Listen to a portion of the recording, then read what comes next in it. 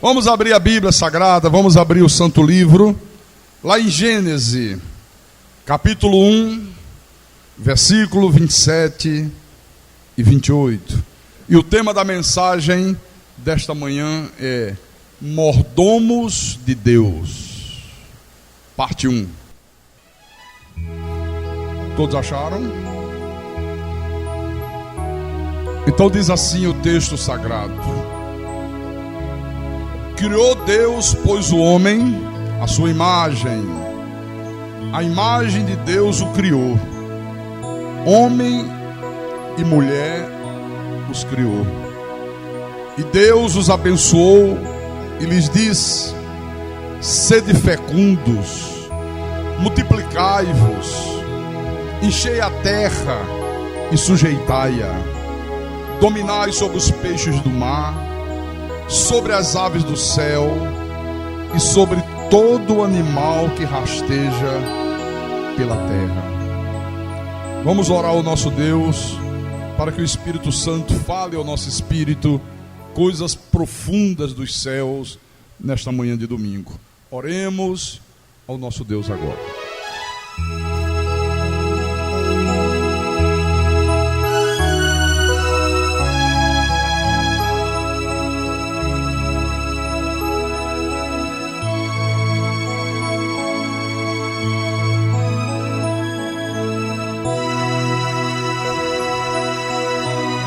Senhor Jesus Cristo,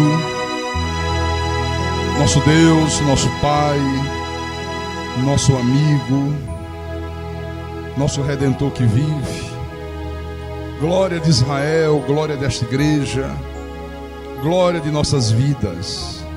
Aqui estamos nós, meu Senhor, em obediência ao Teu mandamento, guardando o dia do Senhor, considerando esse dia digno de honra, e honrando realmente, não seguindo nossos próprios caminhos, não fazendo a nossa própria vontade. Poderíamos nesta hora estar numa praia, poderíamos estar num lazer com a família, com os amigos, com os parentes, com os vizinhos, mas estamos aqui, porque sabemos que aquele que é filho de Deus é obediente a Deus. A ovelha dá ouvidos à voz do bom pastor, como nós temos dado. E queremos ouvir a tua voz, queremos ser ensinados pelo teu Espírito, queremos aprender de ti nesse dia. Fala-nos nessa manhã, meu Deus. Fala à tua igreja santa, fala ao teu povo, aos teus eleitos, aos teus escolhidos, aqueles cujos nomes o Senhor mesmo escreveu no livro da vida do Cordeiro, desde antes da fundação do mundo. Usa-me como teu pastor, como teu servo. Fala através de mim, meu Senhor. Inspira-me, capacita-me para que eu possa explanar a tua palavra com verdade. E que tudo que for falado desse altar, que seja para a tua honra, para a tua glória, para o teu louvor e para o amadurecimento espiritual do teu povo, da tua igreja. Eu te peço em nome de Jesus, em nome do Senhor, e que todos que creem digam amém e amém e amém. Diga graças a Deus.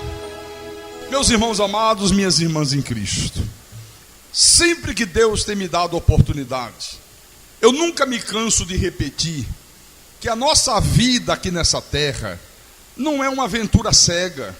Nós não estamos aqui nesse mundo por obra do acaso. Deus não nos criou e nos jogou aqui para a terra e nos deixou entregue à nossa própria sorte. Não, Deus não faz isso. Está muito alto, agora foi eco demais. Eu quero dizer para você nessa manhã que você não é um acidente. Você não é fruto de um acaso. O teu nascimento, meu irmão, não foi um engano. Mesmo que os teus pais não tenham planejado, que às vezes não tem aquela coisa, os pais dizem: olha, esse meu filho veio quando nós não esperávamos, nós não planejávamos mais ter nenhum filho, de repente, eis que o filho surgiu. Não, mesmo que os teus pais não tenham planejado você, mas Deus te planejou. Você está dentro do planejamento de Deus. E Deus não apenas planejou, Deus não apenas te deu vida, mas Deus também determinou, e é isso que nós precisamos entender, os teus talentos pessoais. Deus determinou a tua personalidade, Deus determinou aonde você nasceria, qual cidade do mundo você ia nascer. Deus determinou a tua nacionalidade, que seria no Brasil. Deus determinou a tua filiação, quem seriam os teus pais. Deus determinou a tua cor, Deus determinou a tua altura, Deus determinou tudo. Diga, Deus determinou tudo. Amém? O salmista, no Salmo 139, ele diz algo tremendo aqui. Abra Salmo 139, versículo 13 em diante. Olha o que ele diz: pois tu formaste o meu interior, tu me teceste no seio de minha mãe. Graças te dou, visto que por modo assombrosamente maravilhoso me formaste. As tuas obras são admiráveis, e a minha alma o sabe muito bem. Os meus ossos não te foram encobertos, quando no oculto fui formado e entretecido, como nas profundezas da terra. Os teus olhos me viram a substância ainda informe, e no teu livro foram escritos todos os meus dias, cada um deles escrito e determinado, quando nenhum deles havia ainda. Aleluia! Olha como Deus é tremendo, como Deus é soberano, como Deus determina todas as coisas. Agora, é preciso que você entenda que Deus fez tudo isso na nossa vida, Deus fez tudo isso na tua vida com um propósito específico. Qual foi o propósito específico, pastor? Você ser um mordomo de Deus. Nós somos mordomo de Deus. Agora a pergunta vem: pastor, o que é ser um mordomo? O mordomo é alguém que o dono da casa confia a direção da casa, confia a administração de todos os bens que ele possui. É alguém de uma estrita confiança dele. Ele escolhe alguém que ele confia, que ele sabe que vai ser leal a ele, que vai ser fiel a ele, e ele coloca como mordomo, ele coloca como administrador de todos os seus bens. Quer dizer, o mordomo, ele não é o dono, mas o dono da casa confia para ele tudo que ele tem, tudo que é dele, para que ele cuide, para que ele desenvolva. Ele confia para ele as suas terras, os seus imóveis, ele confia para ele os seus filhos, a alimentação da sua casa. O mordomo é que tem que cuidar, o mordomo é que tem que prover, a administração das suas riquezas, tudo fica nas mãos do mordomo. Então, quando uma pessoa recebe a incumbência de ser mordomo de alguém, como nós somos mordomos de Deus, como Deus nos deu a incumbência de administrarmos aquilo que pertence a Ele, cada um de nós administra aquilo que é de Deus. Deus confia a cada um de nós, conforme a sua soberania, conforme a sua vontade, a administração dos seus bens, a administração de tudo aquilo que é dele. Então, quando uma pessoa recebe a incumbência de ser um mordomo, ele tem que ter uma plena consciência de que nada é dele. Tudo aquilo que está sendo confiado a ele não pertence a ele. Porque se ele começar a se sentir dono dos bens daquele senhor, olha, sem dúvida nenhuma, ele vai trair o seu senhor. Esse é o grande perigo. Este é o grande problema, viu? Às vezes você confia a alguém, né, os teus bens, você deposita toda a confiança naquela pessoa, e a pessoa não entende que tudo aquilo é dela, que você é que é o senhor dela. E quando ela não entende isso, indubitavelmente ela acaba traindo o seu senhor. Então é muito importante você entender isso aqui, porque quando o mordomo deixa de cuidar com zelo, deixa de cuidar com fidelidade dos bens do seu senhor, ele se torna um mordomo infiel. Se torna um mordomo infiel. Eu quero mostrar para você um exemplo bíblico de um mordomo, para você começar a entender essa história aqui. Vamos voltar lá em Gênesis, por favor. Primeiro livro da Bíblia. Capítulo 24. Gênesis 24. Versículo 2. Preste atenção. Porque diz assim: disse Abraão ao seu mais antigo servo da casa, que governava tudo o que possuía: põe a mão por baixo da minha coxa, para que eu te faça jurar pelo Senhor, Deus do céu e da terra, que não tomarás esposa para meu filho das filhas dos cananeus, entre os quais habito. Deixa eu explicar primeiro aqui um pouquinho. Olha só. Abraão pegou o seu mais antigo servo da casa, alguém que era da mais absoluta confiança dele, e alguém que administrava, está aqui, ó, governava tudo que ele possuía. Olha a função do mordomo: é administrar, é governar tudo aquilo que o seu senhor possui. Era o caso de Eliezer. Eliezer era esse mordomo de Abraão. Então ele cuidava de tudo que Abraão possuía, ele cuidava de todos os bens de Abraão, mas ele também cuidava da família de Abraão. Ele cuidava de todos os interesses da família de Abraão. Então era um homem em quem Abraão depositava toda confiança. Você só pode fazer isso com uma pessoa que você confia plenamente. Amém? Então vamos ler, vamos continuar, vamos ler de novo. Versículo 2 em diante.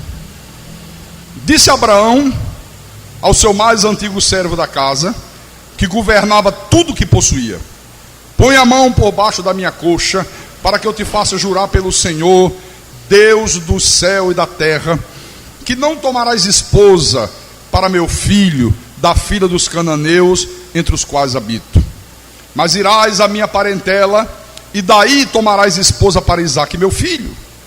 Disse-lhe o servo, o mordomo: talvez não queira a mulher seguir-me para esta terra. Neste caso, levarei teu filho à terra de onde saíste? E Abraão respondeu: cautela, calma, não faças voltar para lá o meu filho. O Senhor, Deus do céu, que me tirou da casa de meu pai e da minha terra natal, e que me falou e jurou, dizendo: a tua descendência darei esta terra, ele enviará o seu anjo, que te há de preceder, e tomarás de lá esposa para meu filho. Caso a mulher não queira seguir-te, ficarás desobrigado do teu juramento. Entretanto, não levarás para lá o meu filho. Com isso, pôs o servo a mão por baixo da coxa de Abraão, seu senhor, e jurou fazer segundo o resolvido, segundo o que foi jurado, segundo o que foi acordado. Então, veja bem, aqui Abraão pediu que o seu mordomo, que o seu servo de confiança, lhe fizesse 3 juramentos. Quais foram os 3 juramentos? Em primeiro lugar, Abraão disse: olha, eu quero que você jure que você não vai escolher a esposa de Isaque dentre as mulheres cananeias, que era a descendência da serpente, que eram os filhos do diabo, né? Você não vai escolher entre elas. Segundo juramento, que ele, Eliezer, escolheria essa mulher, que seria a esposa do filho dele, a esposa de Isaque, dentre a parentela do próprio Abraão. Olha, você vai escolher uma mulher dentre a minha descendência, dentre a minha parentela. E terceiro lugar, eu quero que você jure que você nunca vai levar Isaque de volta para a terra de onde eu saí, de onde Deus mandou que eu me retirasse. Aqui.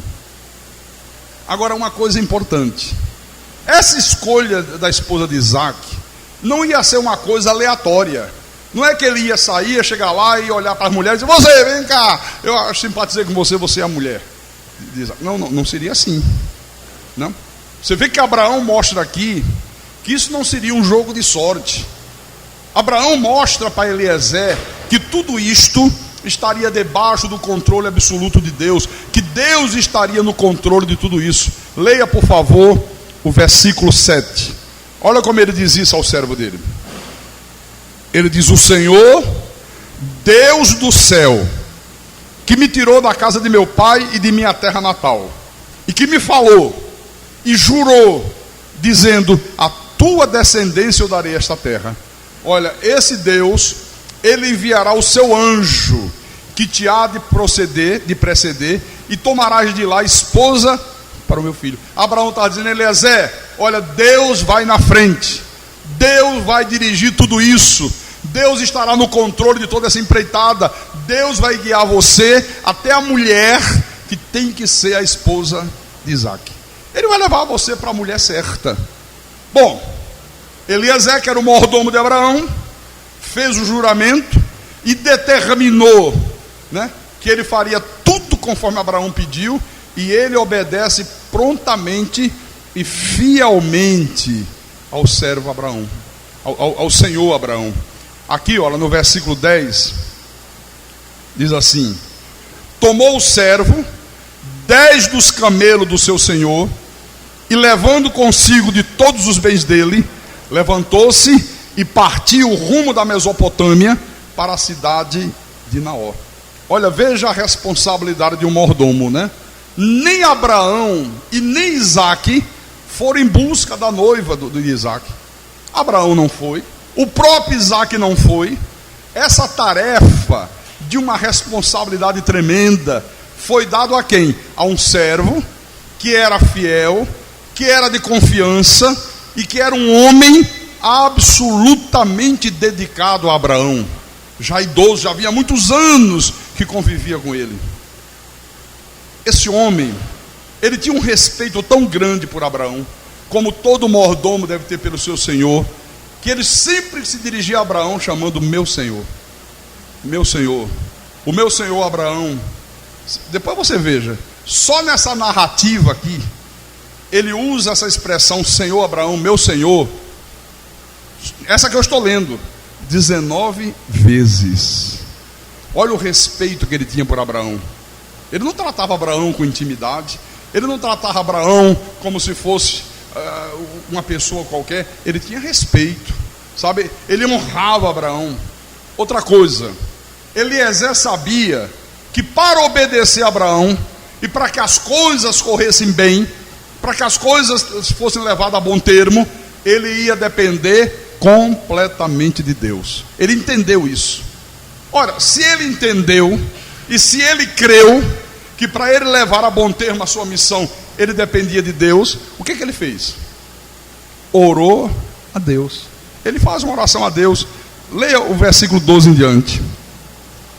E disse consigo: ó Senhor, Deus de meu senhor Abraão, olha só, Deus de meu senhor Abraão, rogo-te que me acudas hoje e uses de bondade para com meu senhor Abraão. Outra vez, eis que estou ao pé da fonte de águas, e as filhas dos homens desta cidade saem para tirar água. Dá-me, pois, que a moça a quem eu disser, inclina o cântaro para que eu beba, e ela me responder, bebe, e darei ainda de beber aos teus camelos, seja a que designaste para o teu servo Isaque. E nisso verei que usastes de bondade para com o meu Senhor. Outra vez, para com o meu Senhor, né? Ele não se julgava superior a Abraão. Às vezes é um problema, você sabia? Às vezes você quer colocar alguém de tua confiança para desempenhar alguma função, você dá autoridade, você dá poder, e daqui a pouco a pessoa quer ser maior do que você. Não é humilde, não quer se submeter. É terrível isso, sabe? Na igreja de Jesus Cristo, isso é uma calamidade. Você quer ver uma coisa? Há 2 domingos atrás, eu estava em Recife, Dia das Mães. Então eu fiz o culto da manhã, e eu tinha que viajar de volta para Natal, para fazer o culto da noite em Natal, porque era aniversário da igreja de Natal.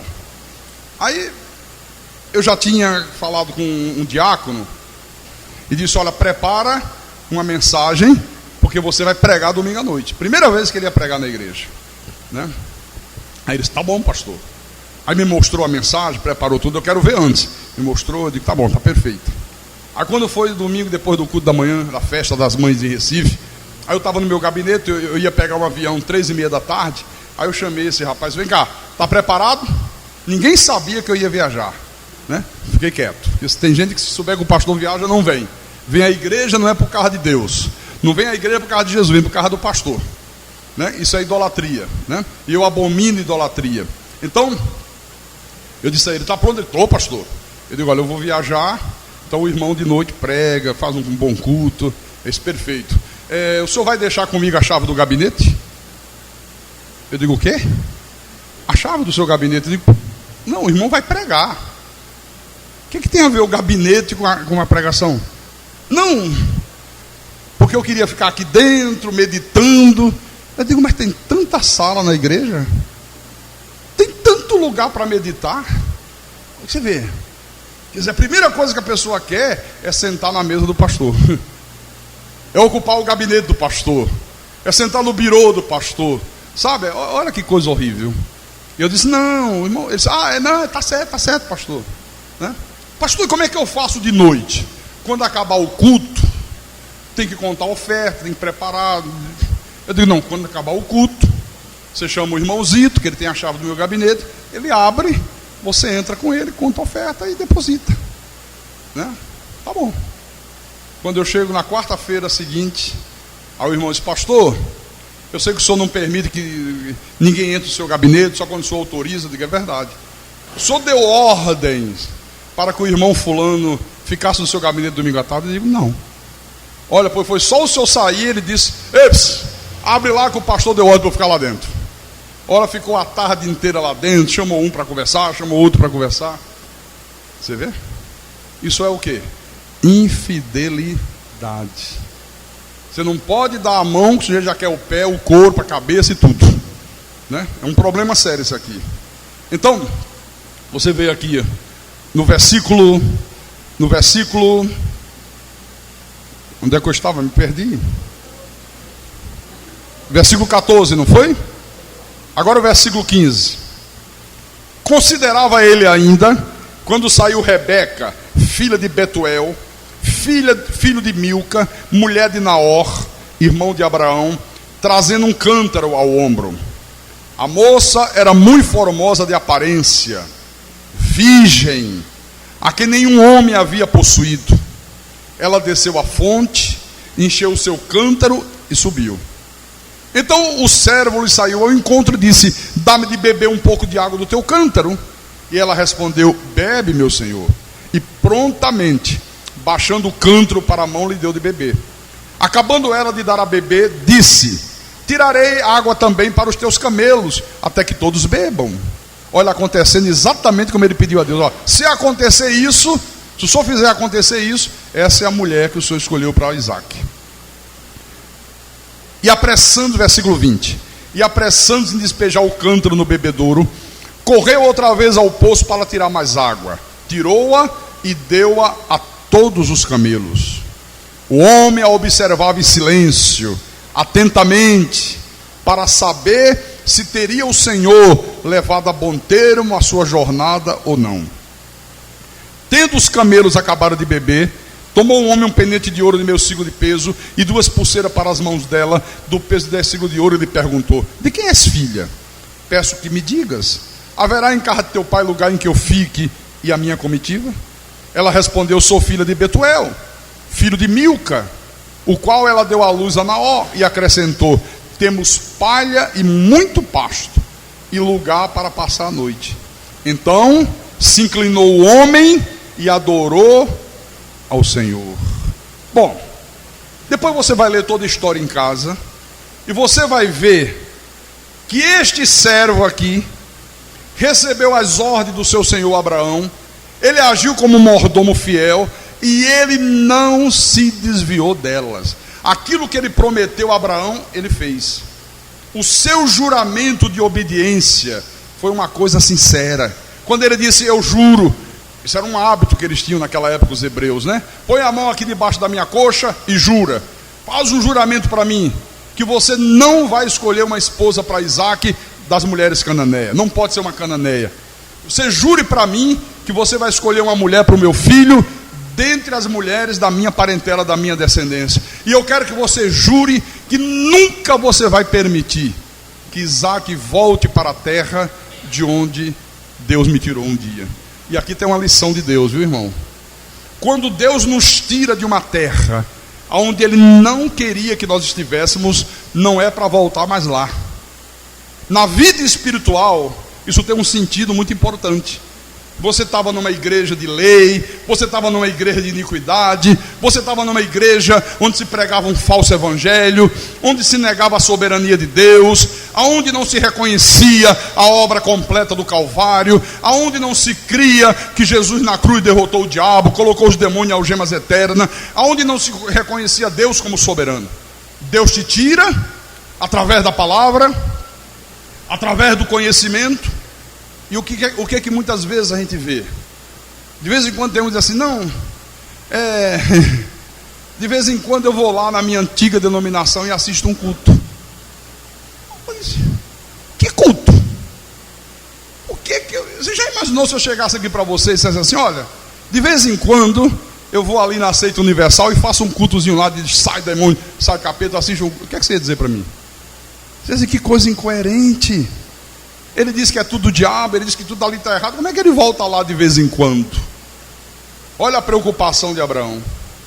Não permita, Eliezer.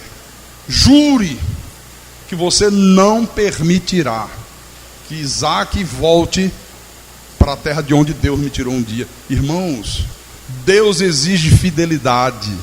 Eu não vou em igreja de lei.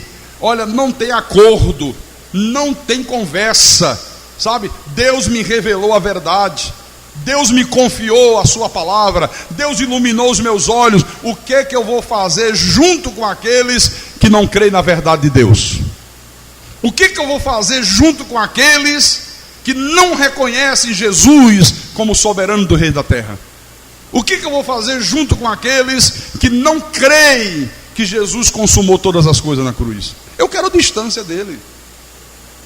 Olha, isso é um recado de Deus para muita gente aqui, viu? Então, ele se manteve fiel à palavra que ele empenhou a Abraão, porque ele sabia que no final de tudo, ele ia ter que prestar contas a Abraão. Como nós um dia, todos nós aqui, um dia nós iremos prestar contas a Deus. Olha, um dia você vai prestar conta a Deus de tudo. Você vai prestar conta a Deus da tua vida. Como é que você usou a tua vida? Como é que você usou os teus dias? O tempo que Deus tem te concedido? Como é que você usou os bens que Deus tem confiado a você? O dinheiro que Deus tem feito chegar às tuas mãos? O automóvel, a casa? Como é que você utilizou tudo isso? Nós vamos prestar contas a Deus de tudo. Diga, de tudo. O apóstolo Paulo disse isso, aqui em Romanos, capítulo 14, versículo 10 em diante. Romanos 14, versículo 10. Ele diz, tu, porém, por que julgas teu irmão? E tu, por que desprezas o teu? Pois todo compareceremos perante o tribunal de Deus. Como está escrito, por minha vida, diz o Senhor, diante de mim se dobrará todo joelho e toda língua dará louvores a Deus. Versículo 12.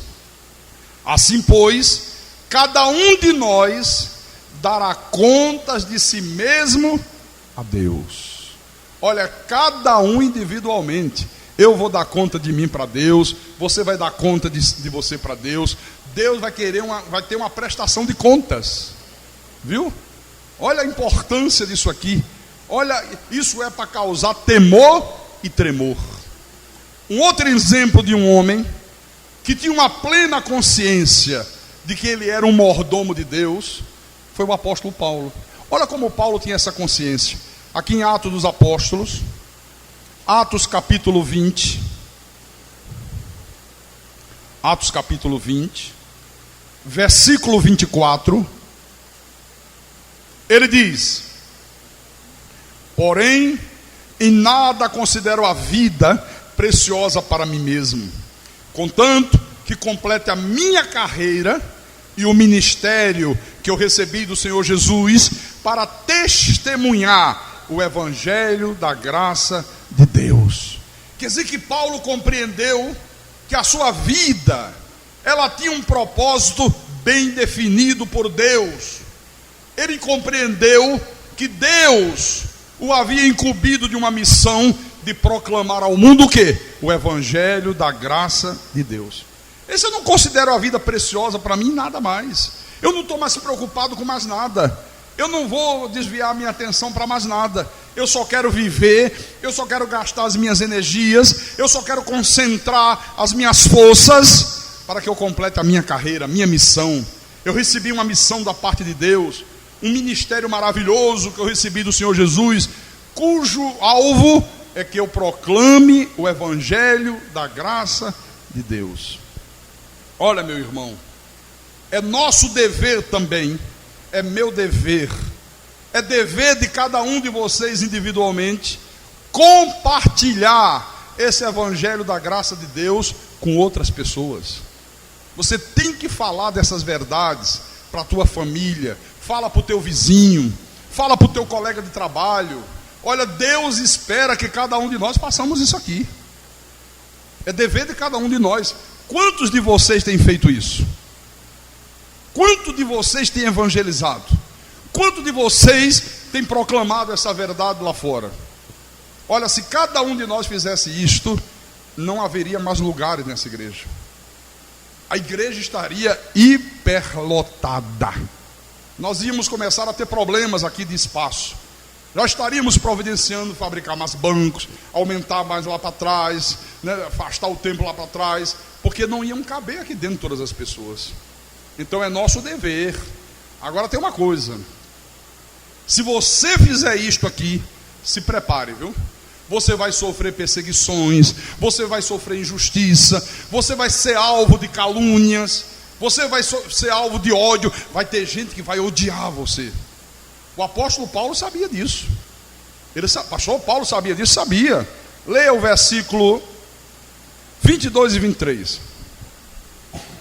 Olha o que ele disse aqui: e agora, constrangido em meu espírito, vou para Jerusalém, não sabendo o que ali me acontecerá, senão que o Espírito Santo, de cidade em cidade, me assegura que me esperam cadeias e tribulações. Ele disse: olha, eu não sei o que é que vai acontecer em Jerusalém, o Espírito Santo está me constrangendo a ir para lá, eu estou me sentindo impelido pelo Espírito, e a única coisa que o Espírito Santo tem que me dar certeza, garantia, é de que de cidade em cidade, o que me esperam são cadeias e tribulações.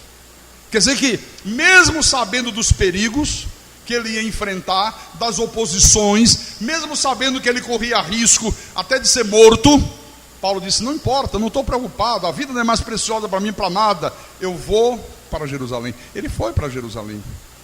Quer dizer que este homem era um homem completamente comprometido com o seu chamado, completamente comprometido com a sua devoção ao Senhor Jesus Cristo. Aqui. Paulo não era como algumas pessoas que deixam de vir à igreja quando está chovendo. Quando faz chuva, aí tem gente que diz assim: ah, não vai dar para ir ao culto hoje, está chovendo muito. Olha, se a pessoa que estiver do teu lado cochilar, dá uma catucada assim com o cotovelo nela de leve, só para acordar, né? Eu canso de dizer aqui na igreja: quer dormir? Fica em casa, gente. Igreja não é lugar para estar cochilando. Olha, isso é de uma burrice, me perdoe, porque dormir num banco duro desse, é bom de dormir numa cama, colchão macio, um travesseiro gostoso, não é verdade? Então, se quer dormir, para que veio para a igreja? Para que veio para o culto? Viu? Às vezes eu olho daqui e vejo um assim, ó, dando cabeçada no vento. O vento deve dizer: opa, já estou todo machucado de tanta cabeçada que você dá em mim. Viu? Que coisa, né? Então tem gente que no dia que está chovendo diz assim: não, eu não vou à igreja hoje, está chovendo muito, as ruas vão estar alagadas, se eu for, vou molhar os meus sapatos, a minha roupa vai ficar toda encharcada de água. Não, Paulo não fazia assim. Paulo, ele dizia assim: bom, eu sei que está chovendo, eu sei que as ruas vão estar todas alagadas, eu sei que eu vou molhar os meus sapatos, eu sei que a minha roupa vai ficar toda encharcada, mas eu vou para o culto, eu vou cultuar o meu Deus, eu não vou ficar em casa. É assim que age uma pessoa que tem um comprometimento com o seu chamado. Assim é que haja uma pessoa que é totalmente comprometida com a sua devoção ao Senhor Jesus Cristo. Agora veja também o que o apóstolo Paulo diz em 1 Coríntios, capítulo 4. De vez em quando você olha assim de lado para ver se a pessoa não está cochilando, viu?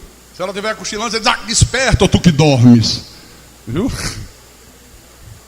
1 Coríntios capítulo 4, versículo 1 e 2. Você sabe por que às vezes tem pessoas que cochilam no culto? Sabe por quê?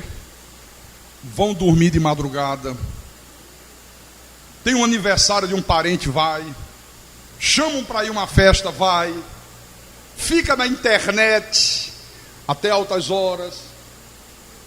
Entendeu? Olha, irmãos, você tem que levar a sério o culto. Eu já cansei de falar isso aqui na igreja. Eu, dia de sábado, não aceito convite de ninguém para nada. Sábado à noite. Sábado à noite é dia de eu me recolher cedo. É dia de eu dormir cedo. Para quê, pastor? Para eu poder acordar bem. Para eu poder acordar disposto. Para poder acordar descansado. Você sabe? Porque senão eu não vou fazer o meu culto direito. Eu não vou fazer o meu culto da maneira que Deus espera que eu faça, né? Então, se uma pessoa sai sábado à noite, chega em casa 2 horas da manhã, 3 horas da manhã, vai cochilar na igreja. Mas não tem nenhuma dúvida contra isso. Então, até nisso, nós temos que ser zelosos. Amém? Então, vamos lá, vamos ler. 1 Coríntios, capítulo 4, versículo 1 e 2. Assim, pois, importa que os homens nos considerem como ministros de Cristo e despenseiros dos mistérios de Deus. Ora, além disso, o que se requer dos dispenseiros é que cada um deles seja encontrado fiel. Então Paulo está dizendo aqui que nós não devemos nos esquecer nunca de que nós somos mordomos dos mistérios revelados de Deus. Deus nos revelou, Deus nos confiou os seus mistérios revelados. Então nós temos que cuidar com muito zelo da palavra. Você tem que cuidar com muita dedicação dessas verdades aqui. E ele disse: o que Deus espera de cada um deles, de cada um dos seus mordomos, de cada um dos seus dispenseiros, é que cada um deles seja encontrado o quê? Fiel. Fiel à palavra, fiel à verdade, não se desviar dela nem para a direita, nem para a esquerda.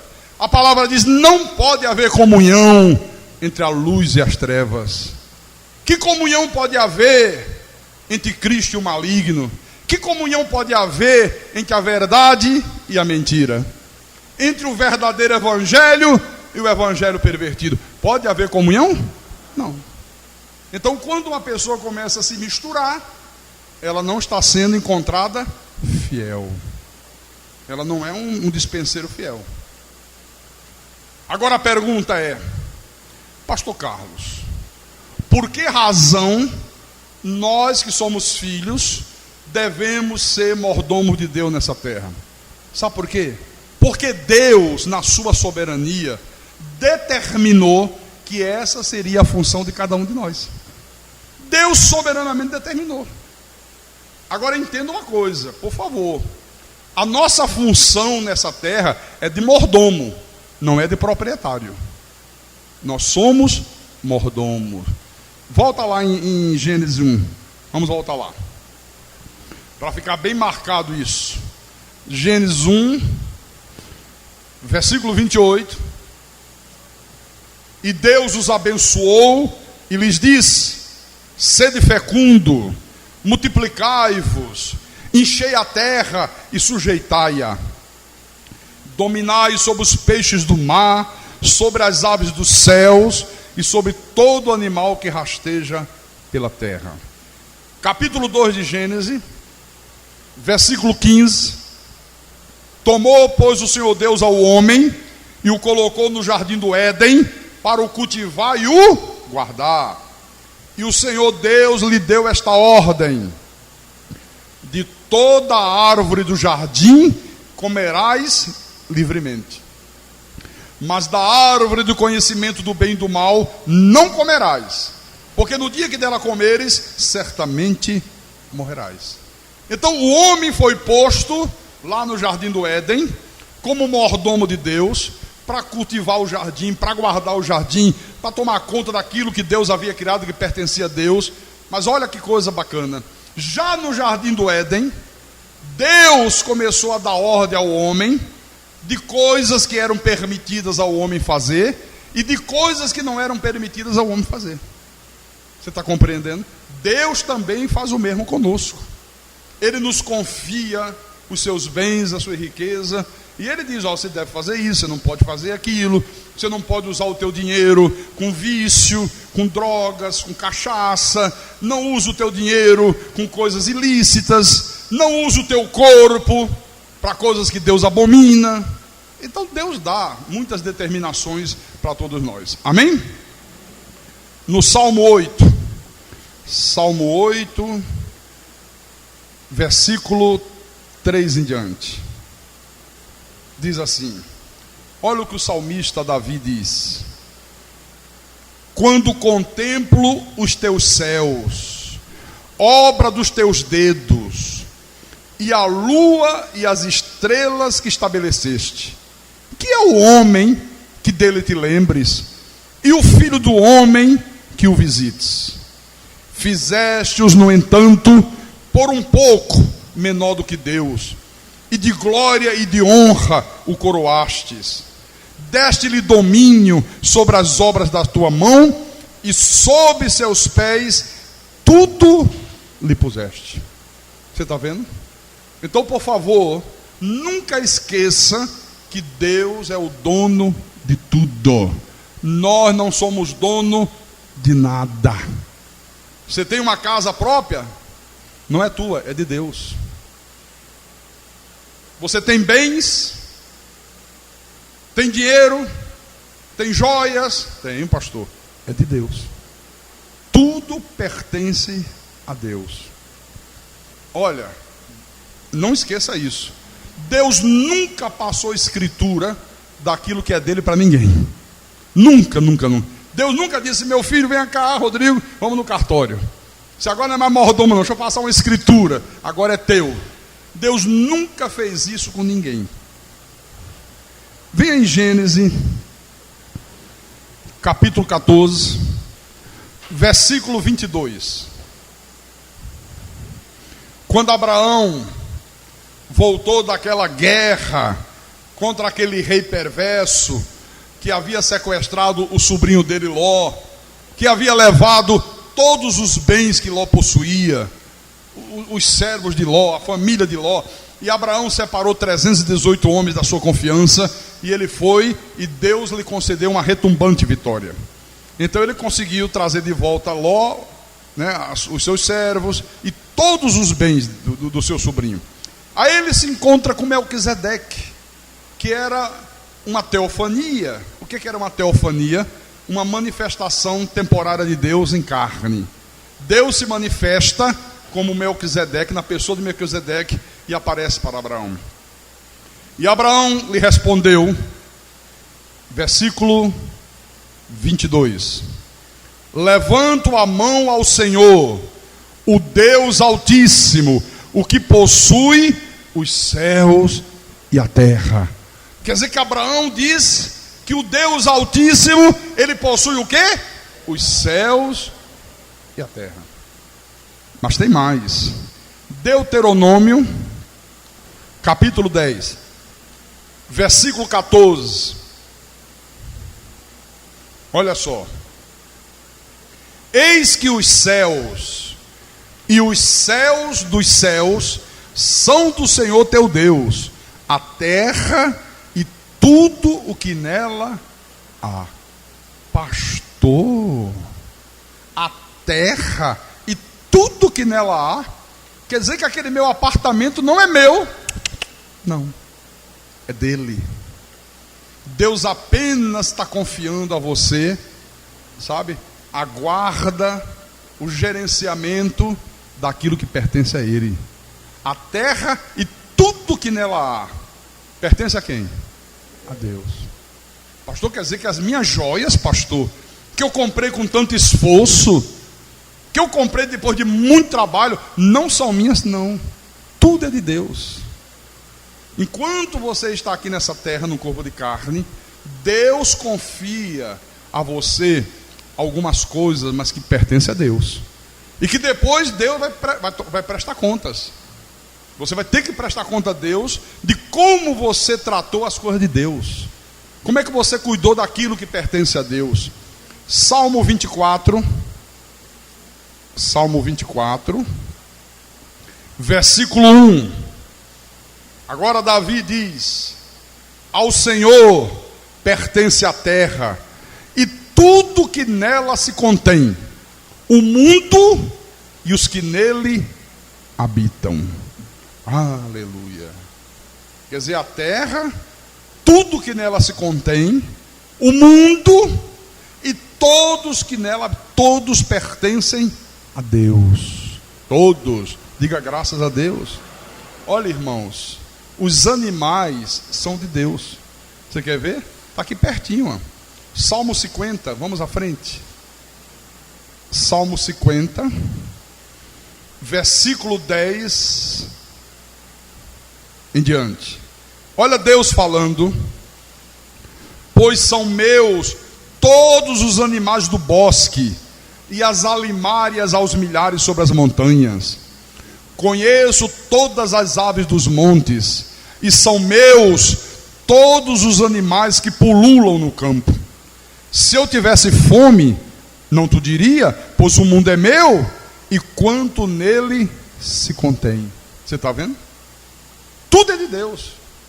Os animais pertencem a Deus. Tudo que existe nesse mundo pertence ao Senhor. A terra é de Deus. Em Levítico, vamos lá em Levítico, é um dos livros do Pentateuco, capítulo 25. Levítico 25, versículo 23.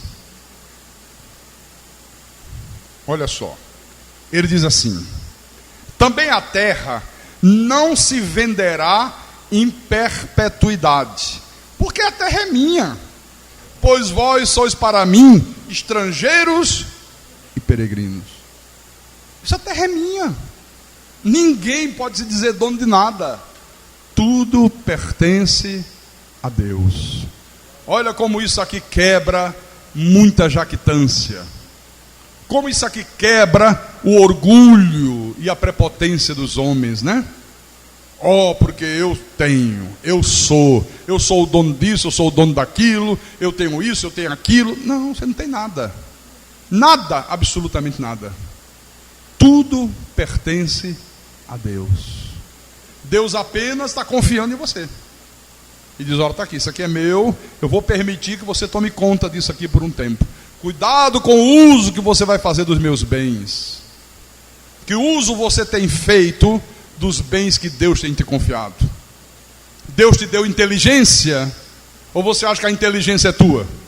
Não, eu sou muito inteligente, pastor. Ah, é? Não. É Deus que concede isso ao homem. O que você tem feito dos teus dons? Como é que você tem usado os talentos que Deus tem concedido a você?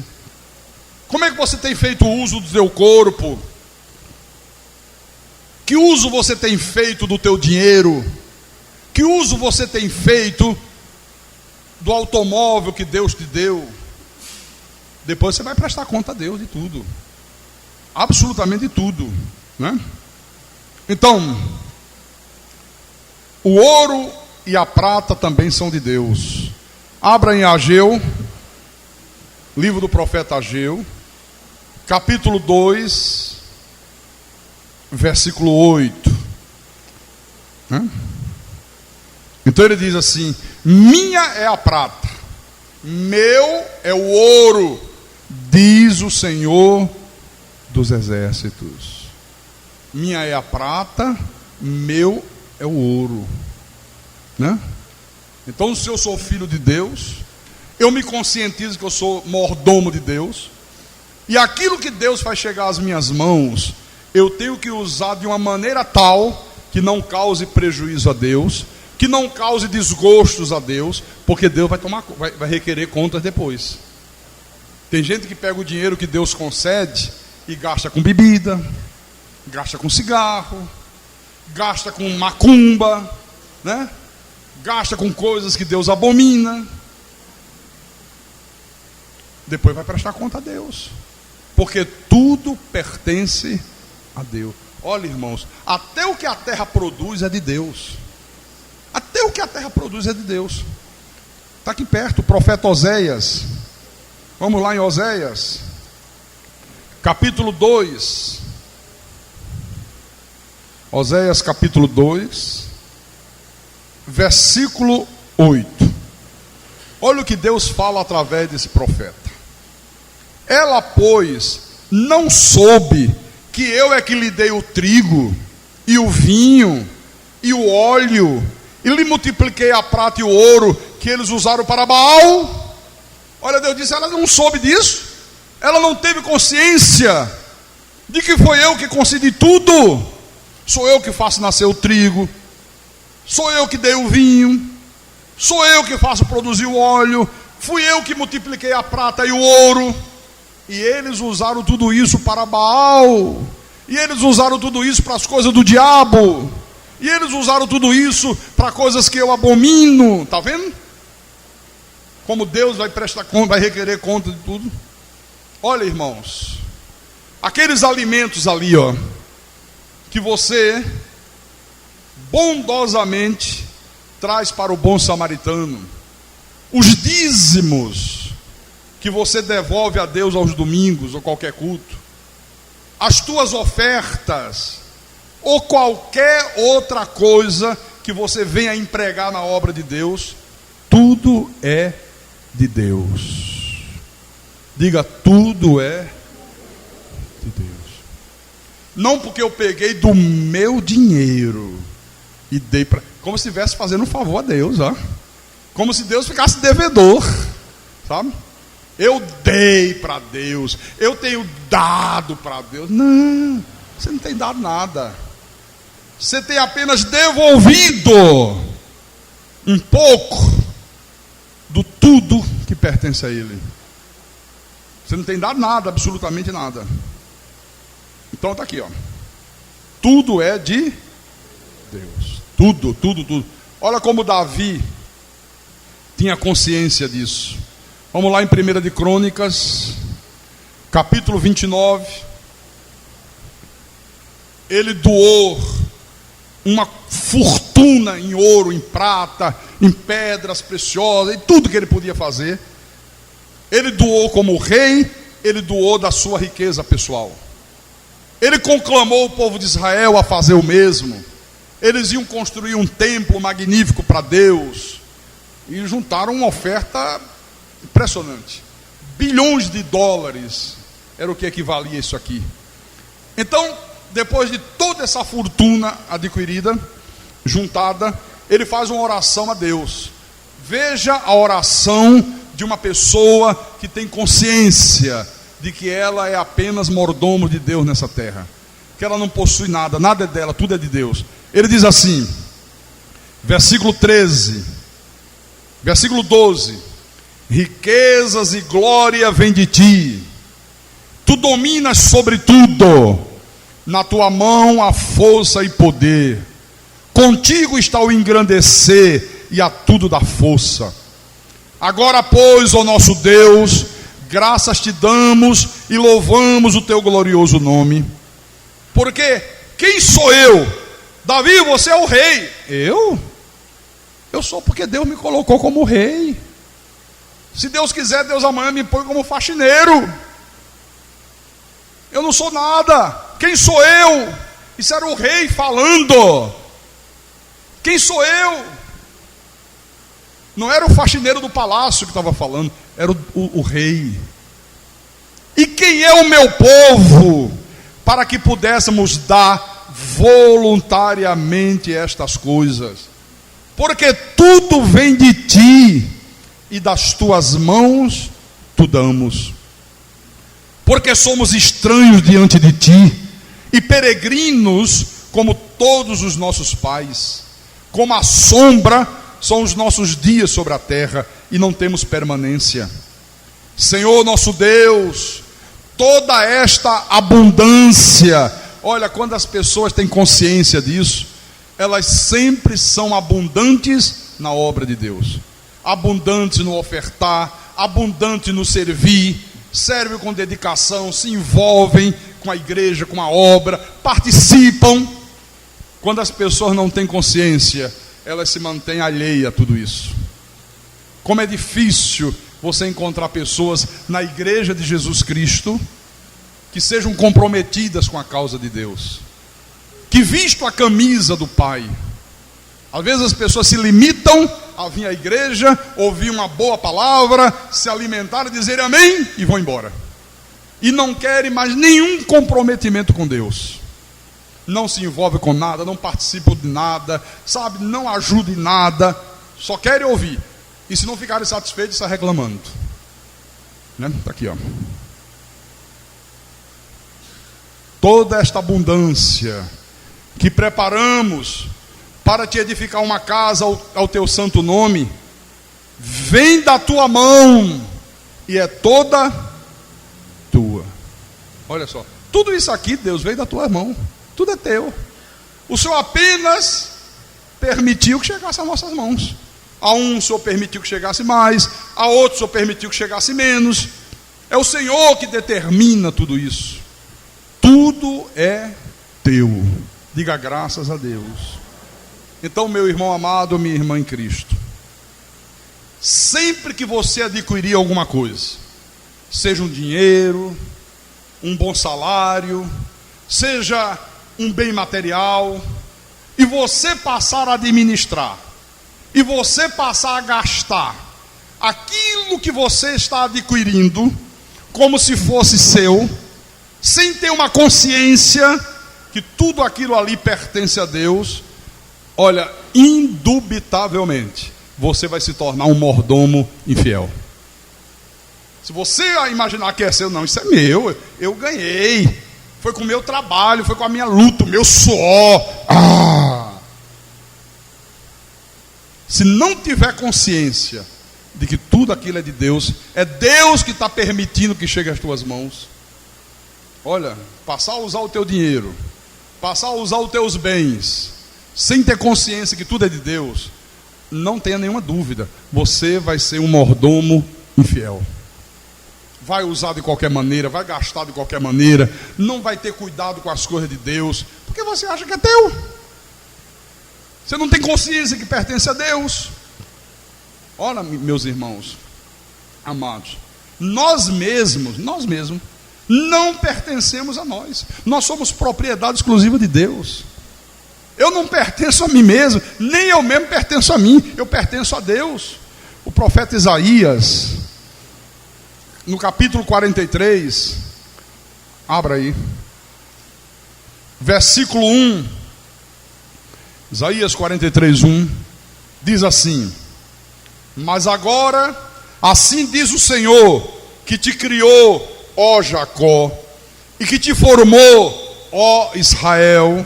Ele poderia estar dizendo, ó Carlos Magno, ó Dona Jô.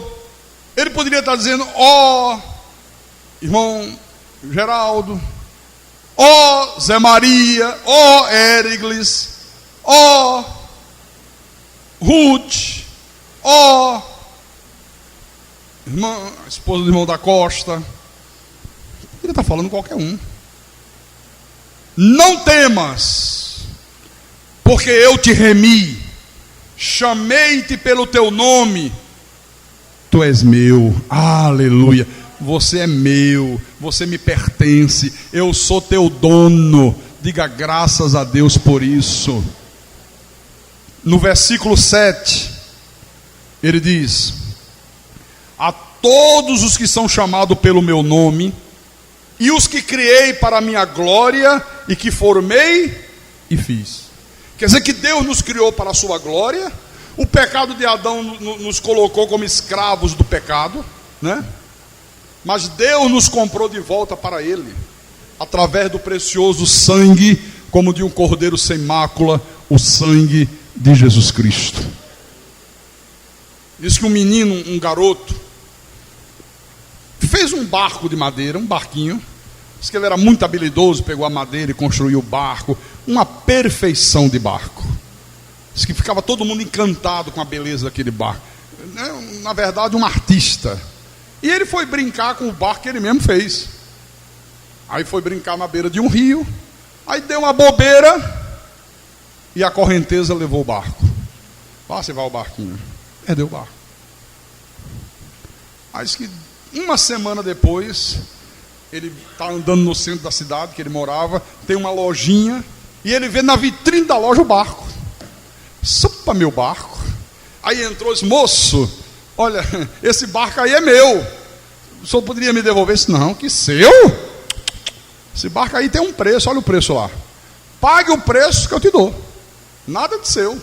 Você só vai ter direito a ele se você pagar o preço. Aí ele insistiu, o homem não quis acordo. Aí ele volta em casa, fala com o pai dele, o pai diz, não tem problema, meu filho, está aqui. Está aqui o preço, está aqui o dinheiro que é necessário para você comprar o barquinho. Ele foi lá, comprou o barco, saiu da loja com um sorriso de orelha a orelha, feliz da vida. Aí diz que ele virou-se para o barquinho e diz assim, olha, você agora é meu 2 vezes. 2 vezes você é meu. Primeiro porque eu te fiz. Segundo, porque eu te comprei de novo para mim. Aleluia. Olha, é exatamente isso que Deus fez conosco, irmãos. Por isso que nós somos propriedade exclusiva de Deus. Nós somos de Deus 2 vezes. Deus nos criou, veio o pecado de Adão, Satanás nos matou. Deus foi lá e nos comprou de volta para Ele. Aleluia. Olha o que Pedro diz, primeira epístola de Pedro.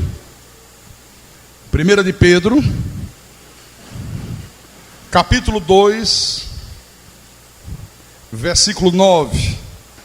Primeira de Pedro, capítulo 2, versículo 9.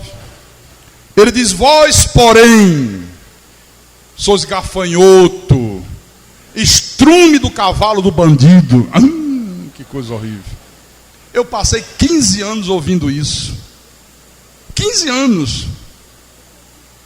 O meu líder espiritual dizia, olha, nós somos o estrume do cavalo do bandido. Nós não valemos nada. Nós somos como um gafanhoto. Nós somos como um verme que rasteja no pó. E Deus deve dizer, Deus do céu, quem que ensinou isso para o meu povo? Quem que colocou essas bobagens na cabeça do meu povo? Porque eu chamo o meu povo de raça eleita, sacerdócio real, nação santa, povo de propriedade exclusiva de Deus. Aleluia. Diga, eu sou propriedade exclusiva de Deus. Diga, foi Ele que me criou. O pecado de Adão me matou. Ele me deu vida outra vez. Ele me redimiu. Eu estava escravo do diabo e Ele me comprou de volta para Ele pelo precioso sangue de Jesus Cristo. Aleluia. Paulo diz isso 1 Coríntios capítulo 6. 1 Coríntios capítulo 6, versículo 19. Olha o que o apóstolo diz aqui à igreja.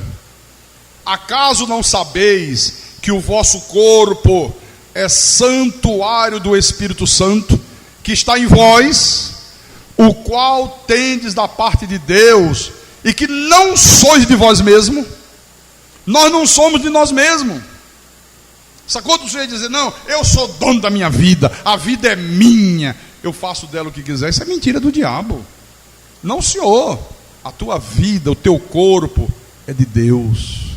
Veja como é que você cuida do teu corpo. Não defraude o templo do Espírito Santo. Não destrua o teu corpo com cigarro, com drogas, se embriagando. Tem gente que sai destruindo o corpo, enche o corpo de tatuagem. Não faça isso. Não faça isso. Você já viu aquelas pessoas que o corpo inteiro é coberto de tatuagem? Não, o teu corpo é templo do Espírito Santo. É templo do Espírito. Zela pelo teu corpo, cuida do teu corpo. Não destrói o teu corpo com prostituição. Viu? Aí no versículo 20, Paulo complementa e diz, porque foste comprado por preço. Agora, pois, glorificai a Deus no vosso corpo. Em Apocalipse, capítulo 5, versículo 9, João diz que ele teve uma visão maravilhosa dos céus, e ele viu os anjos de Deus, ele viu uma cena grandiosa, e ele diz no versículo 9: e entoava um novo cântico, dizendo: digno és de tomar o livro e de abrir-lhe os selos, porque foste morto, e com o teu sangue compraste para Deus os que procedem de toda a tribo, língua, povo e nação. E para o nosso Deus os constituíste reino e sacerdotes, e reinarão sobre a terra. Você está vendo? Então, quando você tem consciência de que é um mordomo de Deus, olha, você passa a ter, irmão, um profundo senso do sagrado. Acaba aquela coisa, sabe, que muita gente tem, de fazer distinção entre aquilo que é sagrado, aquilo que é profano. Tem gente que diz que tem atividade que é espiritual, tem atividade que não é espiritual, que é material. Não. Quando você tem uma plena consciência de que você é um mordomo de Deus, você passa a ter um profundo senso do sagrado. Tudo passa a ser espiritual, tudo passa a ser sagrado. Olha, o teu trabalho é sagrado, a tua casa é sagrado, o teu lar, a tua escola, a tua faculdade, a tua hora de lazer é sagrada, a igreja é sagrado, orar é sagrado, cantar louvores a Deus é espiritual, é, mas varrer o chão da igreja também é espiritual, pregar é espiritual, mas vir aqui e ficar uma manhã ou uma tarde fazendo a permanência ali para atender alguém que chegue também é espiritual. Tudo é espiritual, porque Deus se importa com tudo que nós fazemos, porque Deus se importa, irmãos, com tudo que pertence a Ele. Diga graças a Deus. Então você é um mordomo de Deus no templo, você é um mordomo de Deus fora do templo, em qualquer lugar você é um mordomo de Deus. Outra coisa, quando você passa a ter a consciência de que é um mordomo de Deus, você também passa a ter um profundo senso de dependência total de Deus. Olha, isso é muito importante. Nós somos totalmente dependentes de Deus. Totalmente. Não fomos nós que determinamos o nosso ingresso nesse mundo. Ou fomos? Não fomos nós que criamos as nossas próprias vocações. Não fomos nós que criamos os nossos dons naturais. Um tem dom para cantar, outro tem dom para tocar, o outro tem dom para ser um pregador, o outro tem dom para ser um eletricista, para ser um engenheiro, para ser um médico. Não fomos nós que criamos isto. Não fomos nós. Não fomos nós que escolhemos nossos pais. Você não escolheu quem seriam os teus pais. Você não escolheu quem seria a tua mãe. Olha, o homem é completamente dependente de Deus. Ele pode ter a maior fortuna desse mundo, ele não vai conseguir evitar a sua morte física. Um dia ele vai ter que morrer.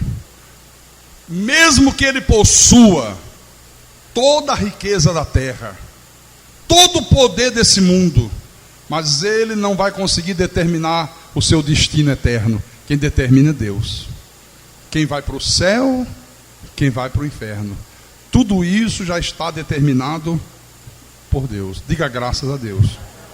Quer dizer que uma dependência total de Deus.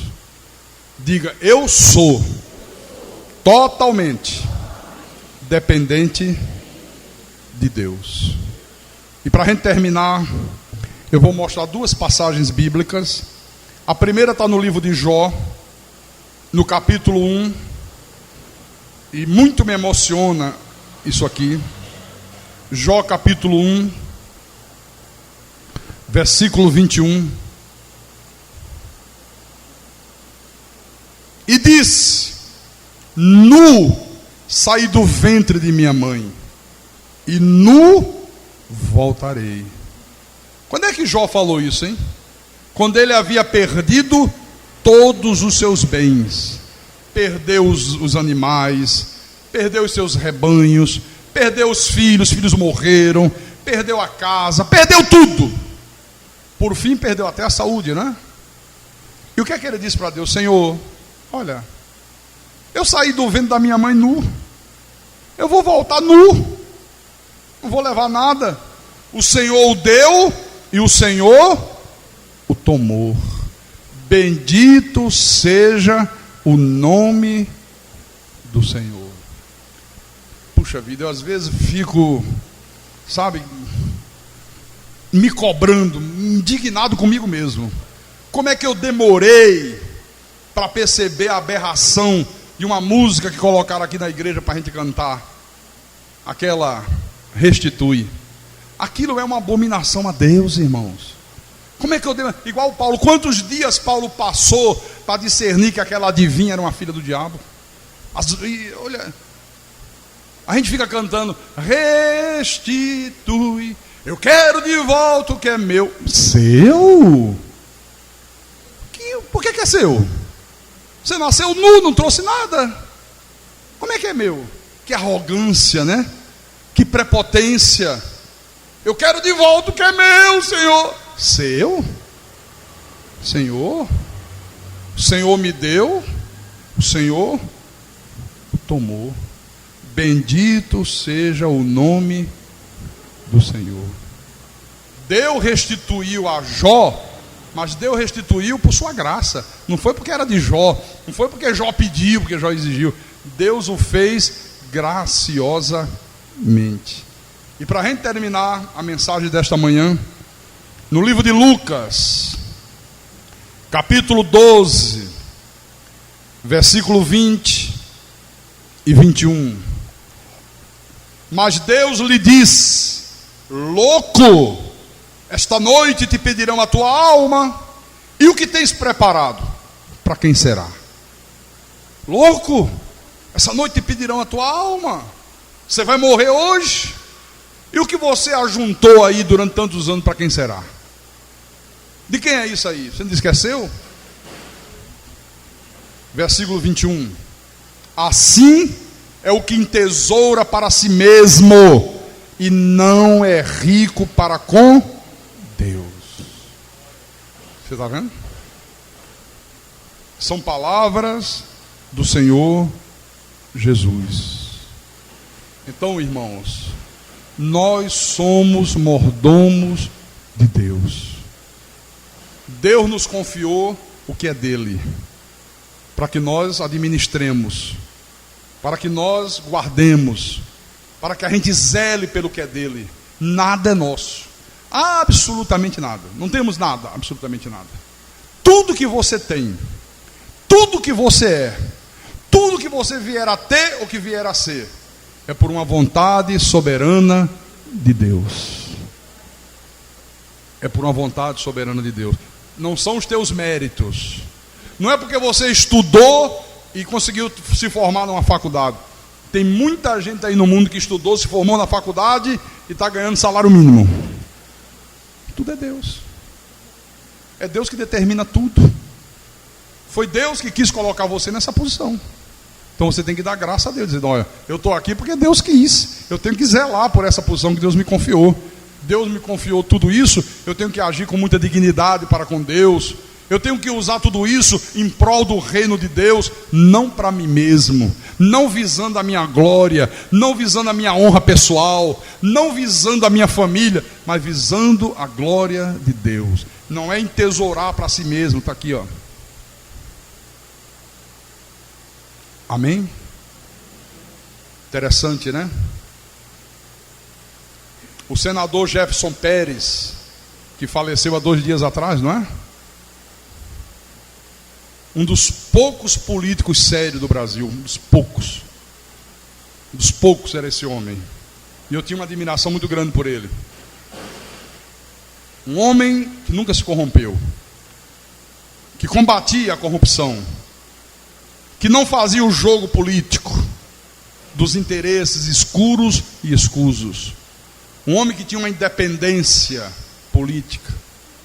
E de repente, foi até interessante que eu tinha visto ele se pronunciar na tribuna do Senado. À tarde eu vi na televisão. E quando foi, no outro dia de manhã, a notícia que ele morreu. Eu digo, o homem estava tão bem, fez um discurso legal, pegou um avião, viajou de volta para Manaus, para sua terra, passar o final de semana com a família. E a família disse assim, pois é, e ele se cuidava tanto. Ele praticava exercício, ia para a academia, fazia caminhada, olha, devia ter médicos à disposição, devia fazer muito check-up todo ano, né? Para ver se estava tudo correndo bem, vitamina para isso, vitamina para aquilo. Irmãos, pode fazer o que for, quando Deus determina a hora, não tem jeito. É Deus que determina tudo isso. É Deus que está no controle de todas as coisas. A tua saúde pertence a Deus. Foi Deus que te deu. Esses olhos aí que você contempla a criação de Deus, foi Deus que te deu. É de Deus. Essa visão maravilhosa. Os teus braços, as tuas pernas, a tua voz, tudo pertence a Deus. Amém? E quem tem ouvidos, que ouça o que o Espírito falou à igreja nesta manhã. Louvado seja o nome de Jesus Cristo.